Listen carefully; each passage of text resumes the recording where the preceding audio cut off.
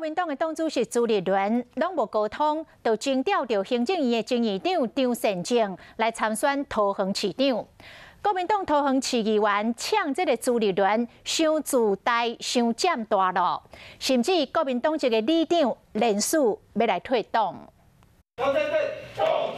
国民党主席朱立伦18号伫中常会宣布，前行政院长张善政参选桃园市长，引起激战不满。参选话题一直予大家讨论。桃园市议会国民党团总调市基万伫群组讲话，讲朱立伦无甲地方协调，予在地民大歹看，要求大家拒绝党中央的拜访，实在是伤无尊重地方。规征调过程通在地基层无人知影，予因真歹接受。到底有没有做沟通？都没有。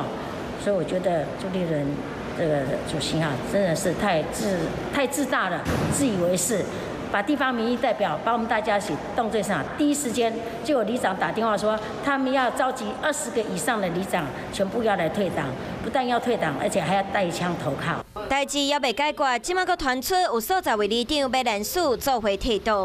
国民党到目前来看，很多的决策，很多的这个走的方向，已经背离民意太多了。那我们听到很多里长同志就认为，在这一次啊，可能会酝酿出走他。所有里长跟一些议员对他也是有意见的，是我们应该不会团结啦。所有里长哦，我们一起退党的，也有说暂时先不要啦。现在我知道，大概我们中立的话呢，大概有20-30个。里长讲，张善政和桃园无任何的牵连，党主席朱立伦一直照家己所想的咧做，基层嘛真歹替伊辅选。年底的选战拢要未开始，国民党的内部都已经先闹架，满城风雨。